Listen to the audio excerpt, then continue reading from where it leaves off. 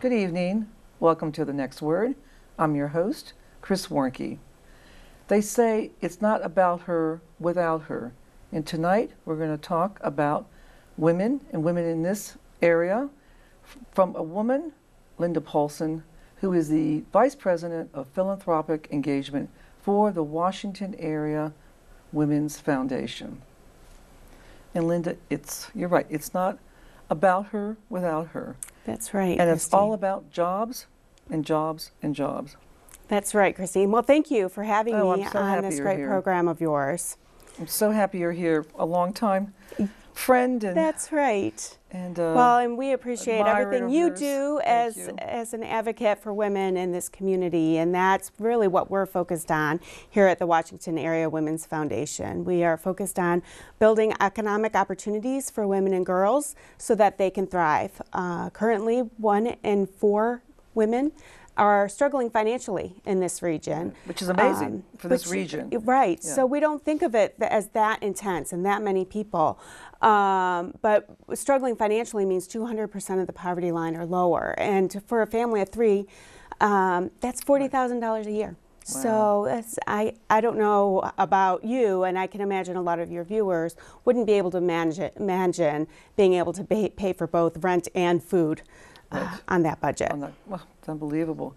Well, of course, Forbes magazine says that the Washington area is one of the best places for working women in the country. And that is true. They absolutely say that. I think it's one of the top 10 for working women, and there are lots of great opportunities here. And as you know from all of the great work you do with women, we get to meet so many women who are advocating for women day in and day out, but we have quite a ways to go as women. So if you take a look at, we're big fans of the Washington Business Journal at the Washington Area Women's Foundation. If you flip through the book of lists, which is just a compilation of the top grossing businesses across the community in all sorts of different areas. In particular, if you look at the top public companies in the Washington region, and you look at the top 100, only 5 names of women are listed in the whole area. So Washington Area Women's Foundation is really focused on D.C., Virginia, and Maryland, and the connecting counties in Maryland, which is including Montgomery County. Somewhat surprising, just given the public companies, just in Montgomery County, let's say. And just the biotech industry. Right. And there are a lot of women doing great things as small business owners, also listed in the book of lists. In the top ad firms is RP3 with our chair, Beth Johnson, who's the CEO of that. So that goes back to the notion with Forbes that there is opportunity here for us, but there's clearly still some barriers that we need to work through as women. And these days right now are really great days to focus on that. Right. You have, in the program, you have many aspects of the program. One of them, of course, is workforce development training. That's right. For your younger. So it's actually for across the age range, and so we at the Women's Foundation are focused on research, advocacy, and grant making, and all of those really are focused on 3 key areas. You mentioned workforce development. We marry that with asset building because we find that what leads to the best success is once you're starting to get ahead and you're starting to make above the poverty wage, you really do need some help figuring out how to stay in your lane and be financially stable. And then also early care and education, as you can imagine, is a huge, not having access to quality early care and education is a huge barrier for all women.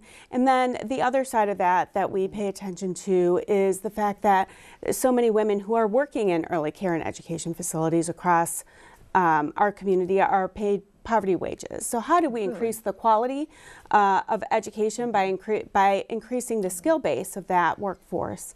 We also are very much focused on a 2-gen strategy, so the idea of working with a middle school aged child and their female caregiver, whether that's their mother or their auntie or grandma or whomever happens to be their caregiver, working with both members of the family, and showing them colleges at the same time, introducing them to what community colleges can do. It's very important.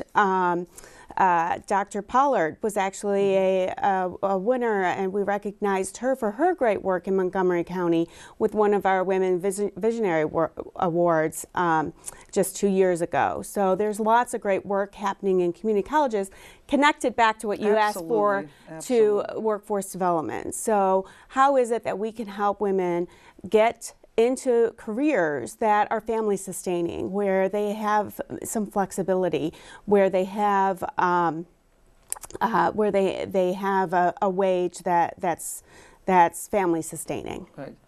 And the colleges, and you're right, the community colleges in the area are really wonderful. I mean, the University of the District of Columbia has an incredible college. Do you work? I don't know if you work with a community college. So we do work with the community college. We've done a lot of work in the past with Montgomery Community College. We also work closely with Prince George's Community College and with Northern Virginia Community College. So it's Prince George's County, Montgomery, Fairfax? Fairfax, yeah. Arlington? We do work with, we work with Arlington County on quite a few different things, including, of course, Northern Virginia Community College supports them. We also work with a great organization there called Doorways in Arlington, which is a wonderful group of people who help women who are facing domestic abuse situations and need to find shelter quickly, and also homeless women. And one of the reasons why we love them so much is we really partnered with them to bring that workforce development and asset strategy to bear together to help women through some of the toughest times. Because there are others, of course, and that sounds like a wonderful organization, but Homestretch, which is also in the Northern Virginia, same kind of concept. Yeah, exactly. Bringing kind of the financial literacy, the financial asset management, which is huge when you are struggling at that And if there are life, people who are struggling, who are watching this show, it's also important to connect people with help. So there are a lot of people, you might be thinking about filing your taxes right now. And a lot of people don't know that there are a lot of free tax assistance sites across the community, and including in Montgomery County, our partner Community Tax Aid does a lot of work. And what's important about that is it's free help to do your taxes, but taxes have become an important part of increasing your assets as a family through the Earned Income Tax Credit and the Child Tax Credit. So those VITA sites, the volunteer tax assistance sites, will help families secure those great the resources through those programs. So that's all in your program. So that's all with the organizations we support through the fundraising we do at the Women's Foundation. So Linda, essentially you all support the programs in the field, on the ground.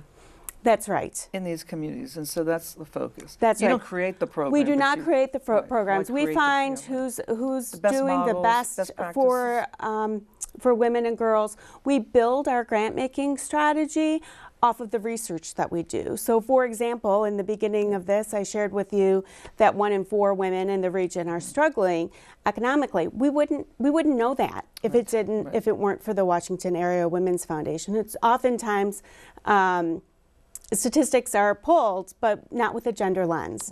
And so it's really hard to get to know what are the true problems without that. So we will cut things that way. So for example, in Montgomery County, there actually is a 8.4% poverty rate in the county, and that's basically $20,000 and below for a family of 3.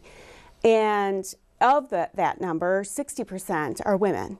And then you're much more likely to be poor if you're Black or Hispanic, because one of the things we look at often is what are the barriers? And so we bring a gender lens to everything that we do. And now more and more we're going to be looking at our investments through a racial justice lens as well, and a racial equity lens, because sexism and racism plays a huge piece in poverty. And if we don't really tackle those barriers head on, both sexism and racism, we're not going to solve the problems. On your, going back to workforce development, so you do most of your programs are through community colleges? Some of them are through community colleges, and then we have other programs like some, so others might eat. Oh, right. That's a great program. They do a great job, and one of the things they do is they focus in on building skills around medical recording. There's so much specific skill building that's necessary to do the back end work of record keeping in the medical field, and it's a growing area, and so we have found great success together with them in that area. With some others might eat. With some others might eat. As a matter of fact, that's interesting. Since they're both kind of, I mean, I know that I think the organization. I didn't realize that was one of their focuses. So yes, really yeah, they do that, which is great. And then I was just going to mention we have a new great friend, Serena, who is our new front of the house receptionist / take care of business at the Washington Area Women's Foundation that just recently graduated from some. So we just love the partnerships and really living the mission at the Women's Foundation. Are they local Maryland? They have programs in programs DC, here. and then they also have programs in Montgomery County as well. And that's a great program. So going back then to the your grants, so you write the grants. I mean, you're in charge of philanthropic engagement. So that's right. Very broad, as we all know. Well, what's interesting about that, and the reason for the title, is women give differently. And so we know that through practice, number one, but also thanks to great friends at the Indiana University's Women's Philanthropy Institute tell us that women give differently. And one of the things we want to do, and you know this because this is a definition of my friend Chris, you want to get engaged and be involved where you put your dollars. And so how do we build up the infrastructure to have more and more women be involved with the work that we do and out in the community? And so one of the ways that we're doing that now is we have launched a great our 100 Days campaign. So you can follow us on Twitter at #our100days. And it's really local actions that you can take to help make women and girls as strong as they can be here in our community. So local actions. So give me an example. So one example would be that on Sunday after the march, we asked people to tweet and thank the mayor for standing up for women. Right. Another action may be to learn about the organizations that are helping immigrants in our community. Another action may be something as simple as watch a TED Talk or tell us a bit about what you're concerned about. We will be helping through the 100 Days campaign folks to really understand what's going on in their community. So there's going to be nuggets of pieces of information that come from our research, and then action items to follow up, what you can do about a situation and create the change. And how do you measure that? Or how do you get feedback? Well, that's a great question. You know, we're excited that I think we're over 2,000 people have signed up for the campaign. That's one measurement. But the other piece is we are very focused on the outcomes of our grantee partners. So even more so when we invest the dollars, we find out what that investment means. That's great. I had no idea. No idea. I love it. So much great work. So I want to hear more about it, but we're going to take a short break, and we'll be right back. Okay. Great. You're watching The Next Word. We're going to be right back. A single ember that escapes from a wildfire can travel more than a mile. You can't control where that ember will land, only what happens when it does. Get Fire Adapted now at fireadapted.org. Welcome back. I'm your host, Chris Warnke. And tonight we're going to talk about women in the area through Linda Paulson, who is the philanthropic director for the Washington Area Women's Foundation. I started the program by saying it's not about her without her. And that is truly, truly real in your case. Linda, thank you. Thanks, and what you all are doing is amazing. Well, we're excited to be in a position to help. And to really create a way for all women to help women in this community. And so I'm so glad that you opened both times with that beautiful quote from, I first heard it from one of my colleagues at the Women's Foundation, nothing about her without her. And I think as women, today we're feeling a lot of that. A lot of people showed up to a march, over 3 million as a matter of fact, really because they wanted to have their voice part of the conversation about them. And we really live that value at the Washington Area Women's Foundation, so we really work hard to listen and to bring in to the fold not just people who are donating, but people who are beneficiaries of the change we're trying to seek. So if we're talking about really wanting to focus on women and girls of color, especially thinking about younger girls, how do we bring them together as part of an action council and a committee, which is something we're currently forming, to really get focused in on how to tackle racism head on. And so thank you for opening with that great line. Oh, no, absolutely. And you know, we talked about it before the show, but you mentioned about Ivanka Trump's comments at the convention, and she focuses a little bit on the early child development, early training. Right. Well, she and just to be clear, Washington Area Women's Foundation is a 501c3. We're a nonpartisan organization. But there was a bit of hope there in what Ivanka Trump said at the convention, because she brought up the fact that early care and education is an important part of women being able to be fully activated in the workforce, and that is so important. And what we need to continue to do as women is ask the question: is it reaching enough women? Some have said about the policy that were proposed, and we have yet to see what the administration is going to propose, might only impact middle class women. Well, we really need to figure out what can we do to make sure that early care and education is a priority for us as a country, a priority for us in our community, so that we are doing all we can for the sake of the kids, number one, but also making sure that women are coming closer to equity in the workforce, and that's so important as part of that. Oh, absolutely. But going back, though, to the impact, we left off with that, and the impact that you all can determine through your donations, through your support, to a lot of groups on the ground, in the grassroots, places like Montgomery County. Can you give us some statistics on that? I sure can. So what's exciting is we really do spend some time looking at the organizations we fund and the impact that we're having across the country.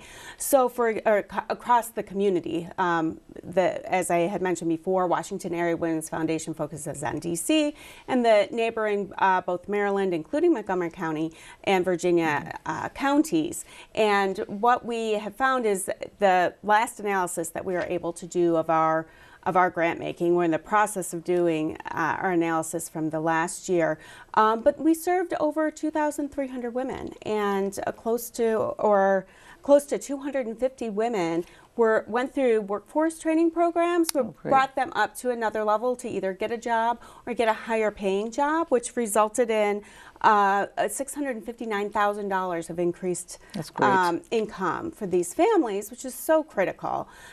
We also worked very hard in the asset building place, helping women access, I mentioned, the earned income tax credit and a child care tax credit, but through accessing public benefits like this, over 1,000 women we helped, 1,300 to be exact, and they all increased their assets by more than $1.9 million combined. So there's just so much great impact that we've been able to have, and almost 500 women have been able to be helped, not just in one area, but from a full case management. What's the entire story going on with her and her family, so that we can help her access the opportunities that are going to help her get ahead. Oh, absolutely. Now, you've been leading this charge for years, as long as I've known you, Linda. You started with Points of Light? Well, I started actually with United Way in Miami. United Way, and you did an amazing job with United Way. And so I ended up, my last job with United Way was really focusing on women's philanthropy there. And we had raised over $1 billion through United Way Women's Leadership Councils as I was leaving there. So what's exciting to me is so many organizations are recognizing the power of women's philanthropy, and when we put our minds together, when we put our time, treasure, and talents together, what we can accomplish. That's good, the 3 T's. Yeah, yeah. A 3-2, that's great. So you left United Way and then you joined the Women's Campaign Fund, and She Should Run, actually. That's right. Which was That's great, to right. promote That's women where to we run. met, which was And great. yes, that's how we met. And as a matter of fact, She Should Run is doing great work now. Promoting women to run. And promoting women to run. Thousands of people have signed up for their incubator project. So one of the great things that you can do right now is think about why are so few women at the table, and then if you wonder why somebody hasn't run, you might want to ask that question of, well, why shouldn't I run? And really ask your friends who you see as leaders to run. Consider running yourself. There are so many resources out there from so many organizations to help women run. Are there? But yeah. Isn't a big impediment, though, just raising the capital, the funding? I mean, isn't that a huge impediment for women? Well, I mean, it's kind of daunting. It's daunting, and I think it's daunting, but it's something that can be overcome. And I believe, if I remember my data correctly from those days, that when women run, they actually are better at fundraising than the guys. They are? And so, yeah. It's part of our nature to be able to ask for negotiation things for skills and communities. So persuasive skills. Persuasive skills. Really? And we're also I've heard anecdotal information from people, for instance, who make political ads, that women come to their campaign knowing what they want to do for their community, knowing why they're running. They're running for something in particular, which makes their cause and their fundraising so much easier than the guys just saying that's the job that they want. Some of them do that, not all of them do that. So it's a crisper clearly. message, and it's a much more focused message. Correct. And so women do have great success in fundraising when they do that politically. When they put their minds to We're it. really good Interesting. fundraisers, both Really? for nonprofit communities, for women's foundations. We're great fundraisers, and we're great fundraisers politically as well. That's interesting. It's the messaging. When you have a crisp message That's correct. that's compelling, you can do a lot with that.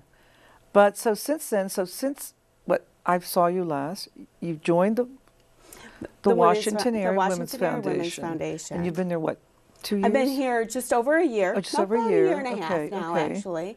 So it's been a great year. Yes. We one of our signature events every year, so put it on your calendars now. Yes. Mark October for our leadership luncheon, which is our biggest fundraiser of the year. Last year we raised close to $900,000 for the lunch.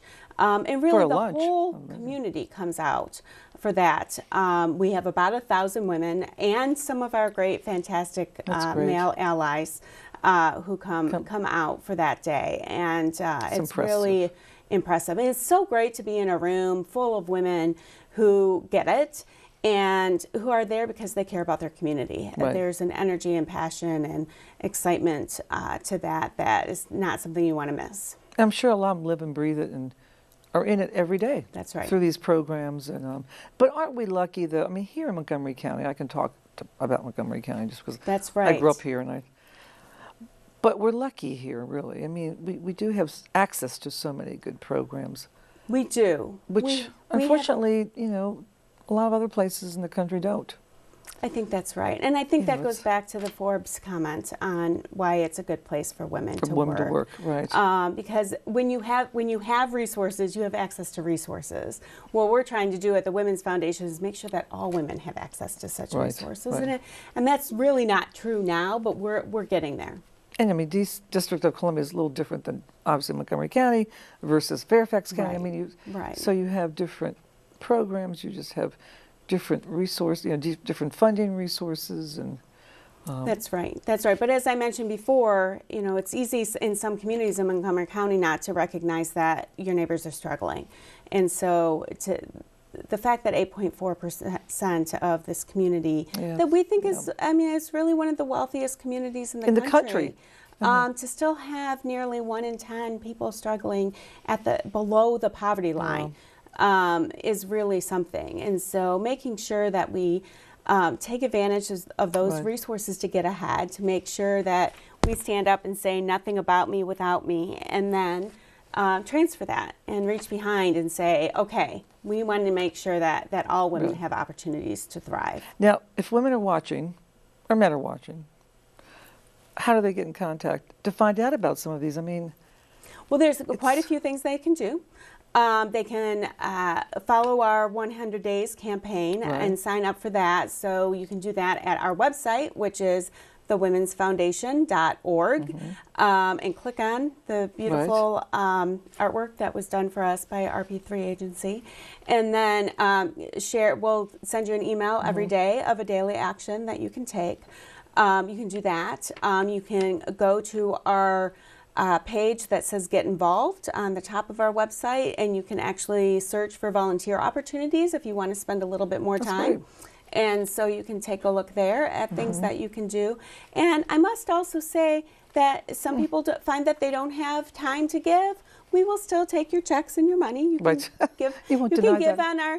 You can give on our website or give a check, because it really does make a difference to invest philanthropically. Yeah, it's important to give your time, and it's also important to keep the lights on and make sure that we can continue to support the organizations that, quite frankly, some of them are scared right now. One of the points of our 100 Days piece is we really don't know what's going to happen with our country. There's reasons to be scared, and there's reasons to be hopeful. We don't know how that's going to pan out. But in the meantime, what can we do to take and do what we can to make our community strong? And one of the ways that you can do that is to invest locally in the organizations that are helping make that a reality. No, it's in some ways, I mean, it's an exciting time, and it's a time to, that you need to grab the moment and make it work. Yeah. There's a lot of energy coming from women right now, and there's a lot of energy. work. A lot of good people out there. If we focus that energy, there's a lot of really good things we can do for our community with that. But absolutely. And it all comes down to your local community, really. It really does. It does. It really does. So stay involved. That's where you get your energy, your support, So I'm excited that I had no idea that you had been doing this. So this is, thank you, Linda. This is great. It was Well, thanks for taking the time for us to share with all your run. wonderful viewers about the great work of the Washington Area Women's Foundation. No, we'll bring you back and we'll see where you all are next year, and I just see you growing every day. And thank you. Great. Thank you what you do, really. It's tremendous. Well, we appreciate all that you do, Chris. Oh, well, you're welcome. Thank you. You've been watching The Next Word. You can see us every night except Thursdays, and I hope you enjoyed the show. Thanks so much.